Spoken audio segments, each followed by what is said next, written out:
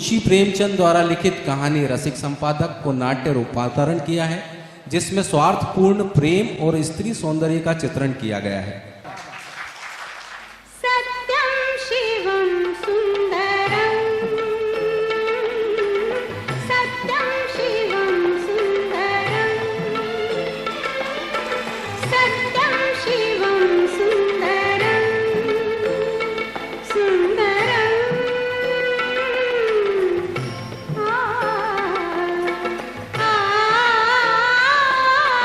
सत्यं शिवं सुंदरं, सत्यं शिवं सुंदरं, ईश्वर सत्य है, सुंदरं यही शिव है, शिव ही सुंदर है। सत्यं शिवं सुंदरं, सत्यं शिवं सुंदरं, सत्यं शिवं सुंदरं।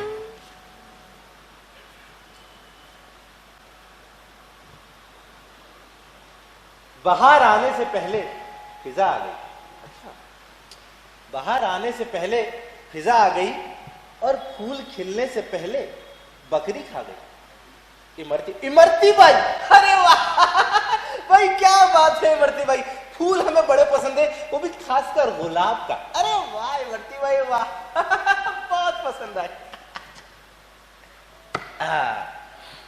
अच्छा, अगली क्या है? लोग इंतजार करते रह गए कि हमें टूटा हुआ देखें। लोग इंतजार करते रह गए कि हमें टूटा हुआ देखें, और हम हैं कि सहते सहते पत्थर के हो गए।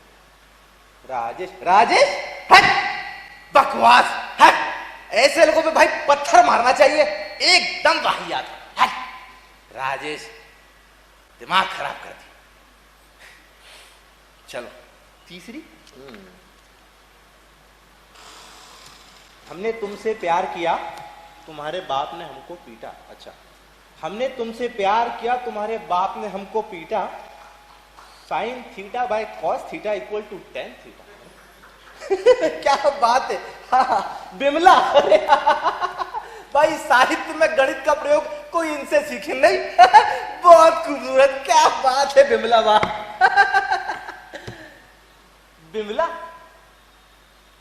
चाहे तुम कुछ ना कहो, मैंने सुन लिया कि साथी प्यार का मुझे चुन लिया, चुन लिया, मैंने सुन लिया।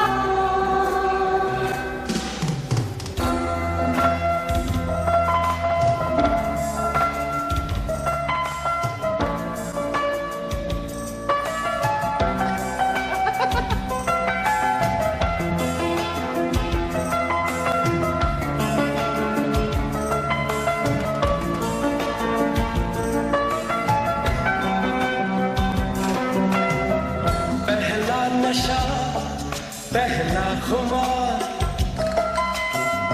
नया प्यार है, नया इंतजार, कर लूं मैं क्या अपना हाथ, ऐ दिले बेकरार, मेरे दिले बेकरार, तू ही बता।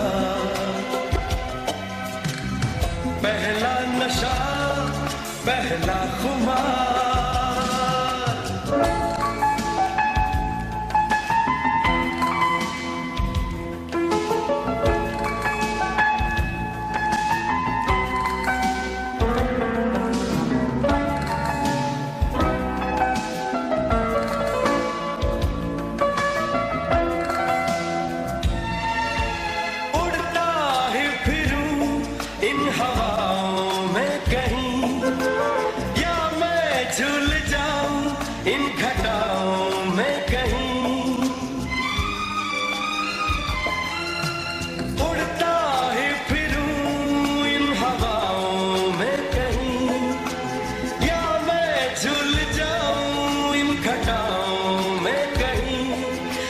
कर दूं आसमान ज़मीन, कहो यारो क्या करूं क्या नहीं।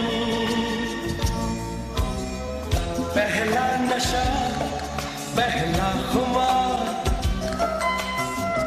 नया प्यार है नया इंतजार, कर लूं मैं क्या अपना हाल, ऐ दिले बेकरार, मेरे दिले बेकरार, तू ही बता। पहला नशा पहला खुमार।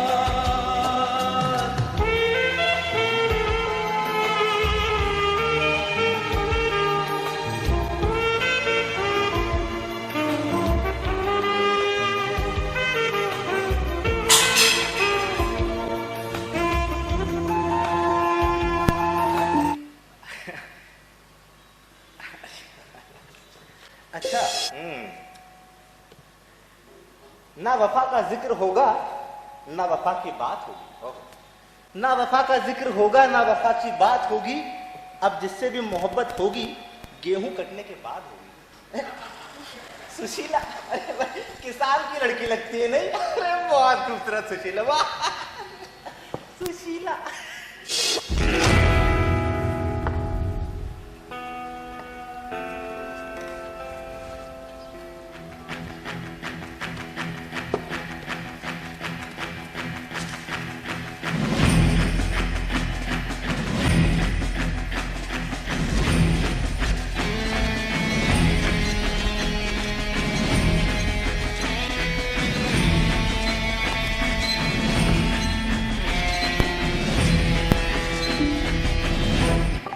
It's 7:55 p.m.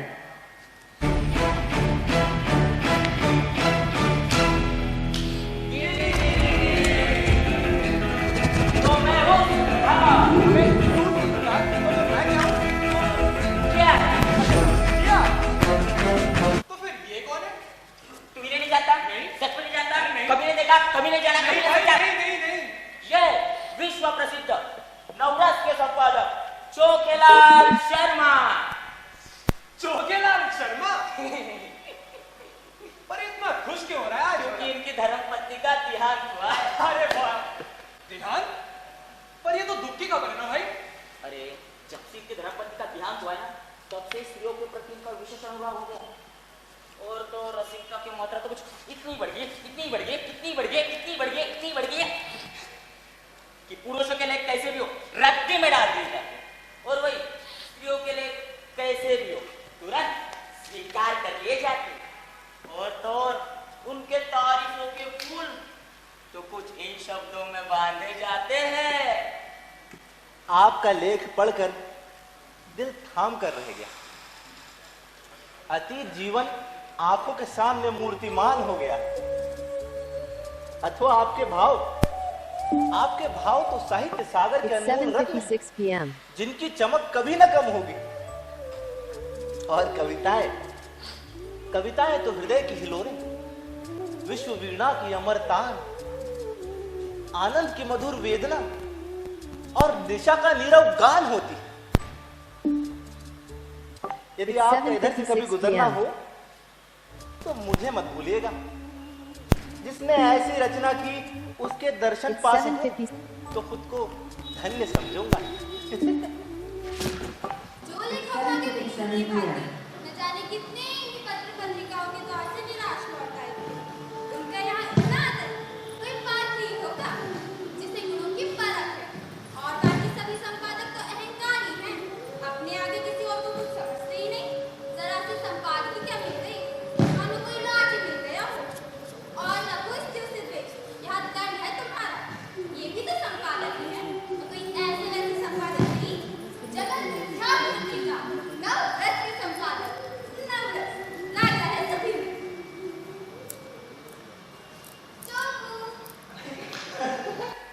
मेरा पत्र छप जाएगा ना? अरे छपेगा, क्यों नहीं छपेगा, मेरा वादा है आपसे। अरे बैठिए, बस आप यूं ही दर्शन देते रहा कीजिए बस। जी वो दरअसल क्या है ना कि मेरे पति मुझसे बहुत नाराज रहते हैं। उन्हें मेरी कविताएं करना बिल्कुल नहीं पसंद। बेवकूफ है साला। जी? मेरा मतलब कविताएं तो जीवन का आधार है। अरे कविताओं से तो प्रेम की उत्पत्ति हुई है, नहीं? वही ना, पर उसे तो मुझसे प्रेम ही नहीं है। है? अरे मगर मुझे बहुत है आपसे। जी? मतलब आपकी कविता जी आप कितने अच्छे हैं। आप जैसे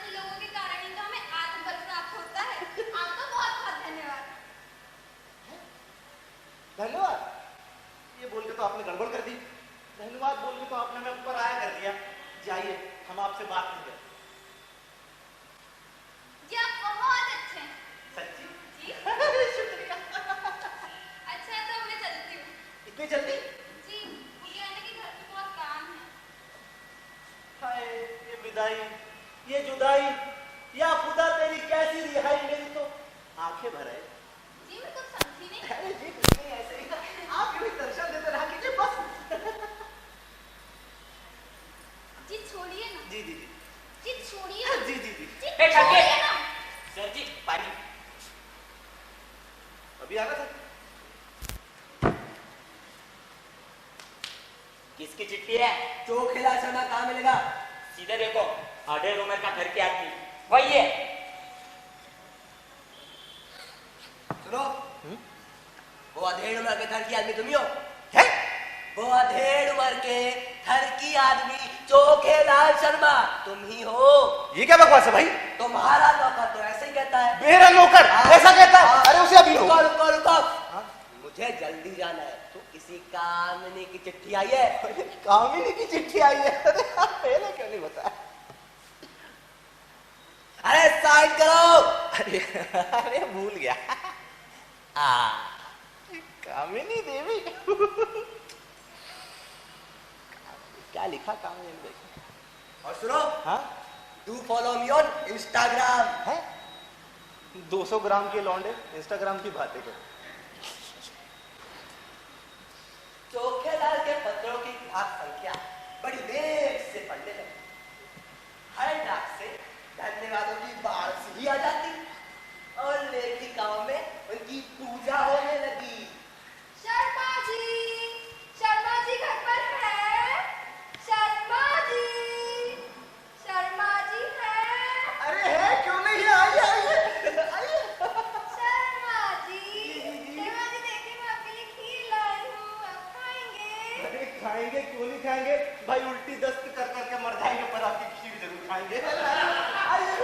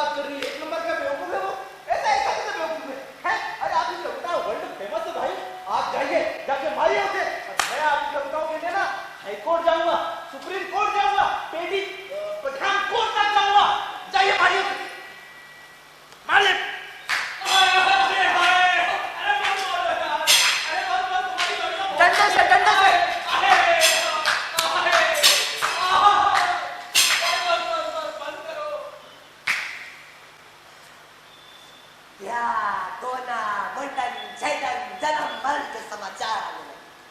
कोई उनसे आशीर्वाद मांगती तो कोई उनके मुख से साधना के 2 शब्द सुनने की अभिलाषा करती, और कुछ महिलाएं तो अपने घरेलू संकटों में परामर्श पूछती। महीने में 10-5 महिलाएं उन्हें दर्शन भी दे जाती।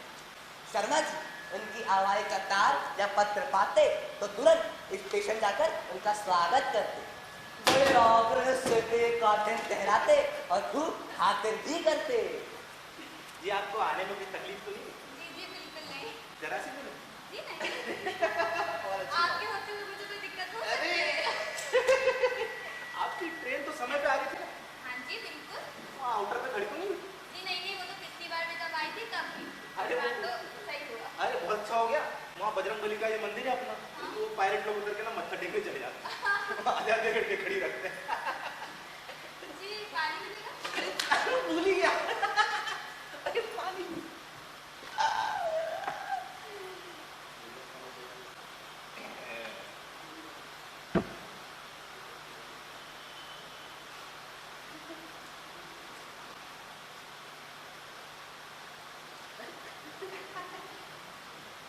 ये छूटा था। मरूंगा नहीं ना।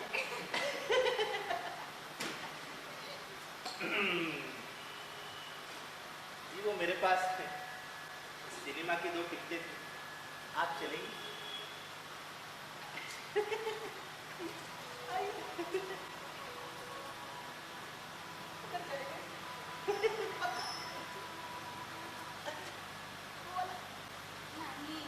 नहीं।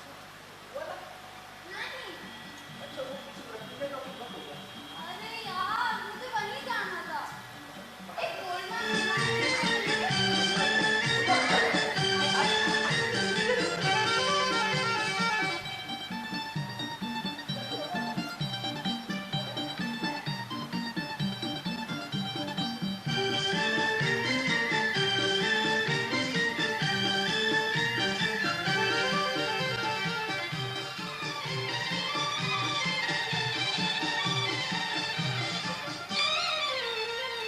प्यार हुआ इकरार हुआ है, प्यार से फिर क्यों डरता है दिल।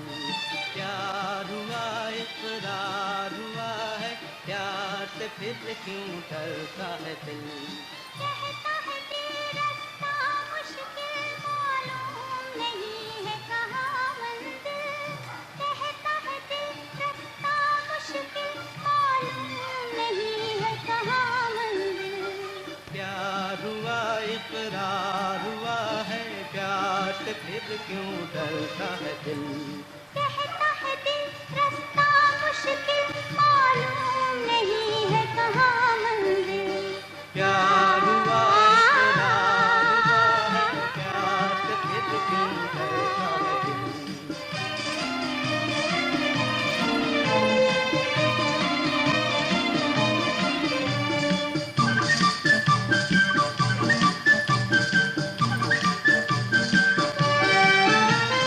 कहो कि अपनी प्रीत का गीत न बदलेगा कभी। कि कहो इस राह का नीत न बदलेगा कभी।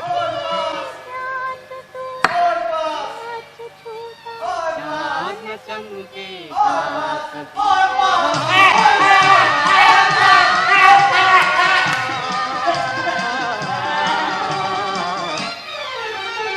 प्यार हुआ इकरार हुआ है, प्यार से फिर क्यों डरता है दिल।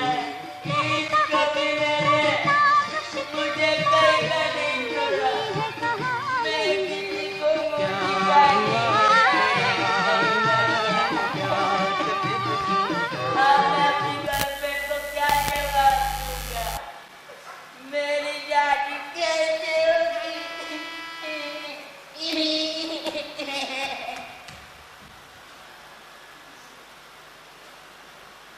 महिलाएं उनके सद्भाव से मुग्ध होकर विदा होती।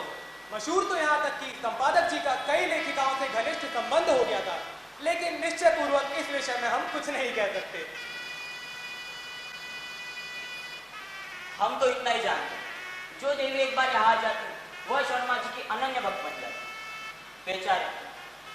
के कुटिया के पुजारी अपनी विदुर जीवन की निराशाओं को अपने अंतर्मन में रखकर प्रेम माधुर्य का रसपान करें। संपादक जी के जीवन में जो कमी सी आ गई थी, उसकी कुछ पूर्ति करना महिलाओं ने अपना धर्म सा मान लिया था। उनके भरे हुए भंडार में से अगर एक मिठाई भी एक शुद्ध प्राणी को दी जा सके तो उससे उनके भंडार की शोभा ही है। एक देवी महीने में एक बार आकर उन्हें आचार दी, एक देवी लड़की, एक ने तो उन्हीं का आसन अपने हाथों से बना कर दे दिया, एक देवी तो महीने में एक बार आकर उनके कपड़ों की मरम्मत कर दी, एक देवी तो महीने में 2-3 बार आकर उन्हें अच्छी अच्छी चीजें बनाकर खिला जाए। अब वो किसी एक के ना होकर सबके हो गए। शायद ही शर्मा जी को श्रद्धा में सहानुभूति का आनंद तो बस स्त्रियों में ही मिला। एक दिन संपादक जी को एक ऐसी कविता मिली जिसमें लेखिका ने अपने उग्र प्रेम का रूप दिखाया था। अन्य संपादक उसे अश्लील कहते, लेकिन संपादक जी सूर्यराज शर्मा तो यहाँ बहुत उदार हो गए थे। कविता इतने सुंदर अक्षरों में लिखी थी, लेखिका का नाम इतना मोहक था कि संपादक जी के सामने उसका एक कल्पना चित्रता आकर खड़ा हो गया। भावुक प्रकृति, कोमल गात, चंचल नेत्र, बिंब अधर, चंपई रंग, अंग अंग में चपलता भरी हुई। पहले तो गोंद की तरह शुष्क और कठोर, आर्द्र होते ही चिपक जाने वाली कविता। आह, क्या बात।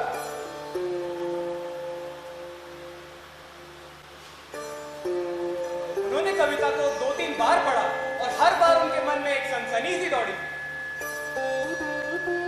क्या तुम समझते हो मुझे छोड़कर भाग जाओगे, भाग सकोगे? क्या तुम समझते हो मुझे छोड़कर भाग जाओगे, भाग सकोगे?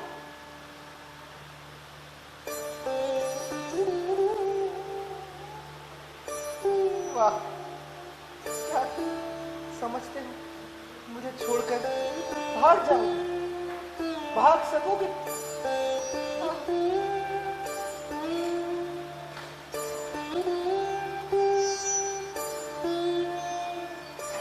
की एक प्रति और है मेरे पास।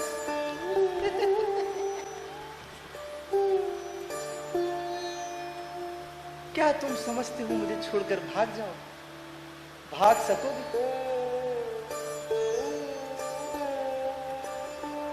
क्या तुम समझते हो मुझे छोड़कर भाग जाओगे, भाग सकोगे? क्या तुम समझते हो मुझे छोड़कर भाग जाओगे, भाग सकोगे? मैं तुम्हारे गले में हाथ डाल दूंगी, मैं तुम्हारी कमर में खरपाश कसूंगी, मैं तुम्हारे पैर पकड़ के तुम्हें और क्या तुम समझते हो मुझे छोड़कर भाग जाओगे, भाग सकोगे? क्या तुम समझते हो मुझे छोड़कर भाग जाओगे, भाग सकोगे? मैं तुम्हारे अर्पण करने का फूल चढ़ाऊंगी, उस प्याले में जो हाथ पीकर तुम नाच बजाओगे और फिर मेरे पैरों पे गिर जाओगे। क्या तुम समझते हो मुझे छोड़कर भाग जाओगे, भाग सकोगे? क्या तुम समझते हो मुझे छोड़कर भाग जाओगे, भाग सकोगे? क्या तुम समझते हो मुझे छोड़कर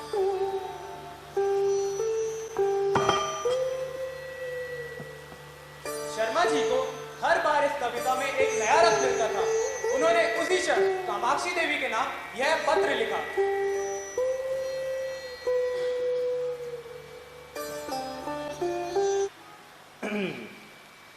आपकी कविता पढ़कर मैं कह नहीं सकता मेरे चित्त की क्या दशा हुई। मन में एक ऐसी तृष्णा जाग उठी है जो मुझे भस्म किए डालती। बस यही समझ पा रहा हूं कि इसे शांत करने वाली सुधा भी वहीं से मिलेगी जहां से ये तृष्णा मिली है। मन मतंग की भांति जंजीर तुड़ाकर भाग जाना चाहता। आपकी कविताओं में मुझे प्रेम का अक्षय भंडार नजर आता है, उस प्रेम का जो अपने आप को समर्पित कर देने में ही आनंद पाता है।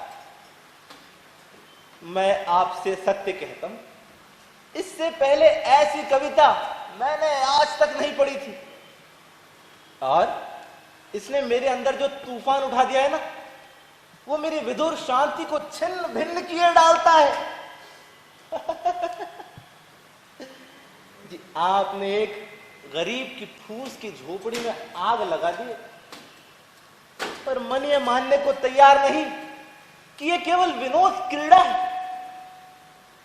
आपकी कविताओं के पीछे मुझे एक ऐसा हृदय छिपा हुआ ज्ञात होता है जिसने प्रेम की असीम वेदना को सहा है, जो लालसा की आग में तपा है। मैं इसे अपना परम सौभाग्य समझूंगा यदि आपके दर्शनों का सौभाग्य पा सका। ये कुटिया अनुराग की भेंट लिए आपका स्वागत करने को लालायित है। आपका संपादक चोखे लाल शर्मा, नवरस पत्रिका। क्या बात।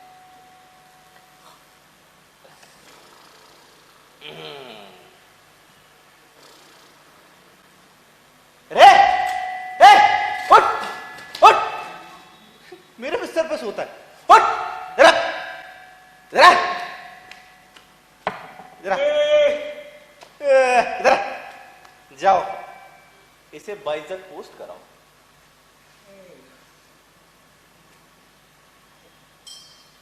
कामाक्षी, हम अब उनसे वफा की उम्मीद लगाए बैठे, हम अब उनसे वफा की उम्मीद लगाए बैठे हैं। हुस्न दीदार जो हमने किया, खुद को उनका मुरीद बनाए बैठे। उनसे मिलने की चाहत में खुद की कितनी ताकीद किए बैठे हैं, और वो आएंगे इस उम्मीद में फूलों का गुलदस्ता खरीद लिए।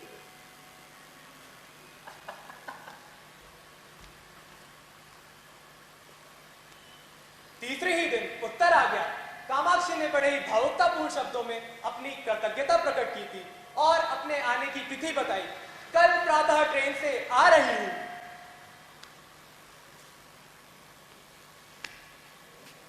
आली रे आली, कामाक्षी देवी आली।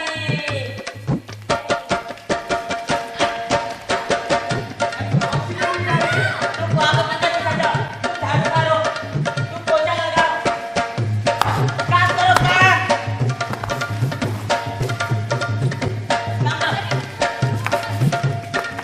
तुम यहाँ से जाके निकालो, काम करो काम।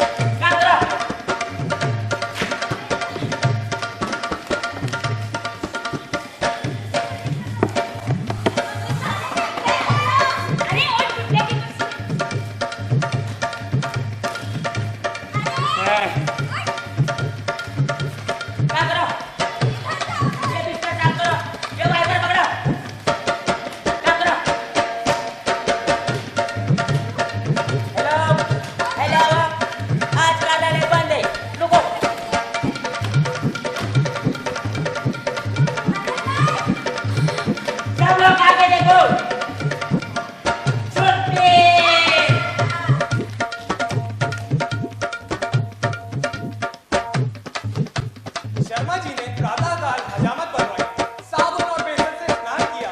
वहीं खद्दर की धोती, पोकटी का ढीला चिकटदार कुर्ता और मलाई के रंग की रेशमी चादर। इसी ठाट से आकर कार्यालय में बैठे तो सारा दफ्तर का मन होता। मेज पर गुलदस्ते सजा दिए गए थे और बरामदे में गमले रखवा दिए गए। अभी 9 साढ़े 8 बजे हैं। गाड़ी 9 बजे आती है और 9:30 बजे तक आ जाएगी। इस परेशानी में कोई काम नहीं हो रहा है। बार-बार घड़ी की ओर ताकते, फिर अपनी शक्ल आईने में देखते और टहलने लगते। 2-4 माइल तक छोड़ आ गया, लेकिन इस वक्त से उखाड़ फेंकने का कोई साधन नहीं निकल रहा। छोड़ो, इससे रंग और ज्यादा जमेगा। प्रेम जब श्रद्धा के साथ आता है तब वह ऐसा मेहमान हो जाता है जो उपहार लेकर आता हो। युवकों का प्रेम खर्चीली वस्तु है, लेकिन महात्माओं या महात्मापन के समीप पहुंचे हुए लोगों का प्रेम कुछ और ही ले आता है। युवक जो रंग बहुमूल्य उपहारों से जमाते हैं, यह महात्मा या अर्थमहत्वान लोग केवल आशीर्वाद से जमा लेते हैं। ठीक 9:30 बजे चपरासी ने आकर एक कार्ड दिया, लिखा था कामाक्षी।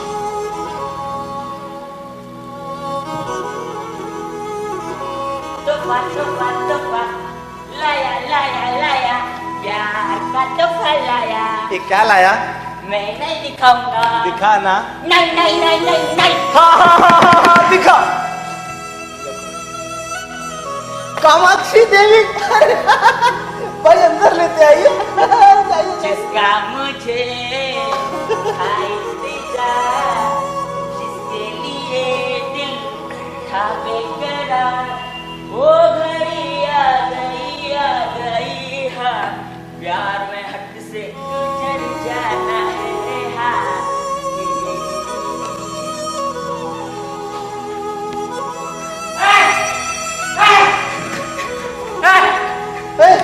अबे क्या हुआ?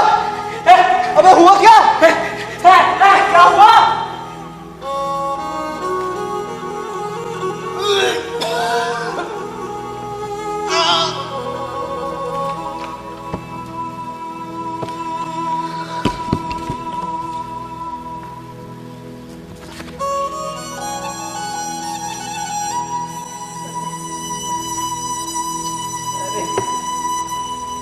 संपादकों का जीवन भी बिल्कुल पशुओं का जीवन।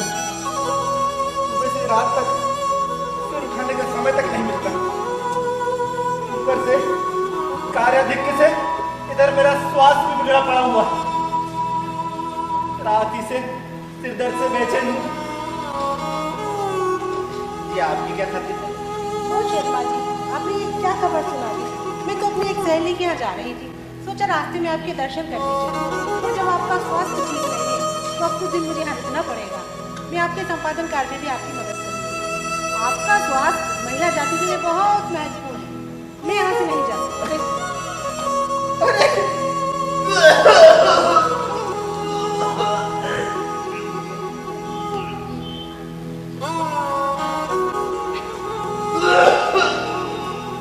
अरे इस चुड़ैल के साथ तो मेरा जीवन ही नर्क हो जाएगा। चलिए कविताएं करते हैं। और कविता भी कैसी अश्लीलता से डूबी हो। अरे अश्लील तो है, सड़ी हुई गंदी छींक।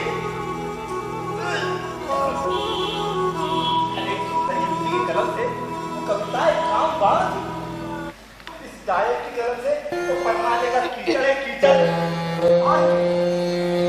कविताएं करती है भाई, इसे कविताएं करने का अधिकार ही क्या है? क्यों नहीं किसी मंदिर में बैठ करके राम भजन करती? आप पूछते हैं मुझे छोड़कर भाग सकोगे? अरे मैं कहता हूँ आपको देखकर आपके पास कोई आएगा ही क्यों? तू से ना लंबा हो जाएगा। भाई कविता क्या है जिसका ना सर ना पैर, मात्राओं तक का तो इसे ज्ञान नहीं। चलिए कविताएं करते हैं। अरे कविता अगर इस काया में प्रवेश कर सकती है ना, तो भाई साहब गधा भी गा सकता है और ऊंट भी नाच सकता है। हाँ और क्या बताइए। चलिए कविताएं करते हैं। इस औरत को इतना भी नहीं पता कि कविता करने के लिए रूप चाहिए, यौवन चाहिए, नजाकत चाहिए, भाई नफासत चाहिए। नहीं, भूतनी से तो आपकी सूरत है, रात को कोई देख ले तो डर जाए, ऊपर से आप उत्तेजक कविताएं करती हैं। अरे भाई कोई कितना ही क्षुधातुर क्यों ना हो, तो क्या गोबर खा लेगा? ऊपर से इतना बड़ा कोठा लग लेते आई, इसमें भी वही परनाले का गंदा कीचड़ होगा। मैं बता रहा हूँ जी, इसकी कोई आवश्यकता नहीं देवी जी। वो 2-4 दिन के विश्राम से मैं ठीक हो जाऊंगा। आप जाइए, आपकी सहेली आपकी प्रतीक्षा करती होगी, आप जाइए। ओहो महाशय जी, हाँ मुझसे कैसा संकोच, मुझसे कैसी शर्म। मैं 5-10 दिन ठहर भी गई तो कोई हानि नहीं होता है। इसकी कोई आवश्यकता नहीं है देवी जी, आप जाइए।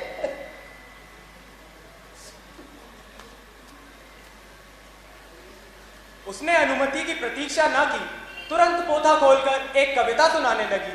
शर्मा जी को ऐसा प्रतीत हो रहा था जैसे कोई भिगो भिगो कर उन्हें जूते मार रहा हो। कई बार तो उन्हें मतली आ गई, जैसे 1000 गधे उनके कानों के पास खड़े अपना स्वर अलाप रहे हो। कामाक्षी के स्वर में कोयल का माधुर्य था, पर इस समय उन्हें वह भी अप्रिय लग रहा था। सिर में सचमुच दर्द होने लगा।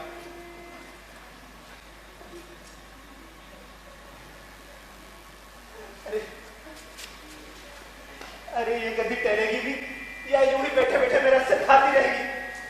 इसे मेरे चेहरे से भी मेरे मनोभावों का ज्ञान नहीं हो रहा है। अरे इस मुख से तो सुभद्रा कुमारी और महादेवी की कविताएं भी घृणा उत्पन्न करेंगी और क्या। आपकी रचनाओं का क्या कहना? आप ये पोथा यही छोड़ जाइए, मैं अवकाश में पढ़ूंगा। अभी तो मेरे पास बहुत काम है, बहुत काम है। ओहो, आपका इतना दुर्बल स्वास्थ्य, फिर भी आप इतने व्यस्त रहते हैं। मुझे आप पर दया आती है। जी साहब, आपकी कृपा है। वैसे कल आपका अवकाश है, मैं सोच रही थी एक कहानी सुना देती है। खेद है, कल जरा मुझे प्रयाग तक जाना है। तो मैं भी चलूंगी, कार में ही सुनाती चलूंगी। कुछ निश्चय नहीं किस कार से जाऊँ। फिर लौटोगे कब तक? ये भी निश्चय नहीं। हेलो, हाँ, अरे सक्सेना जी। नहीं, आप ही कॉल का इंतजार कर रहा था। बिल्कुल, अरे आपके लिए हमेशा फ्री। अच्छा, आपकी कविता, अच्छा। नहीं, वो तीसरे पन्ने को लिखा, वो तो बड़ी वाहियात थी। नहीं, मैं झूठ बोलूँ, सच बता रहा हूँ मैं। हाँ, वो चौथी जो कविता है ना, आप उसको छाप दीजिए, वो थोड़ी सी बेटर थी। हाँ, लिखनी है, इसमें मैं आपको तीसरे पन्ने छाप दूंगा। मजा नहीं आता। मैं आपको बता रहा हूँ कैसे कामाक्षी ने उनका आदर करने की कविता, लेकिन शर्मा जी एक सज्जन से ऐसी महत्व की बात करें इसका अंतिम होगा। कामाक्षी देवी निराश और विदा हो और सिर आने का वादा।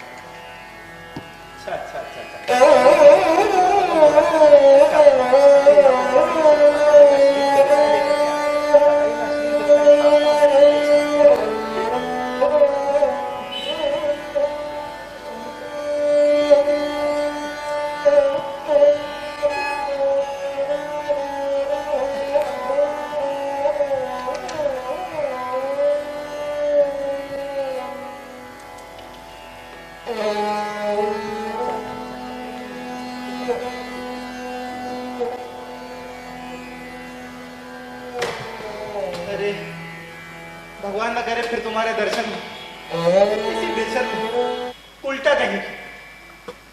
आज तो उसने सारा मजा ही किरकिरा कर दिया। अरे सुनो, इधर आओ, इधर आओ। वो कामाक्षी, हाँ, कामाक्षी कविता नहीं जाएगी। लेकिन अभी तो बहुत देर हो गई, अभी कुछ नहीं हो सकता। क्यों? हम छप चुके हैं।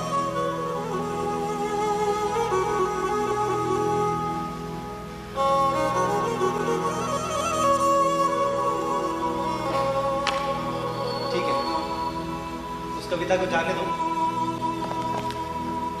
ये 3 कविताएं और छापो। जाओ।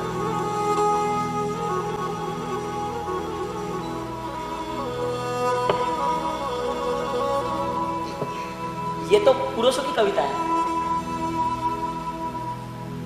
मैं जानता हूँ हमारे नगर के लेखक हैं, एक राजेश जी, एक निगम साहब और एक अपने नगर के बीके पटेल जी, बहुत ही बढ़िया कविता लिखते हैं। अब से हमारी पत्रिका में महिलाओं के साथ साथ पुरुषों की कविताएं भी छपेंगी।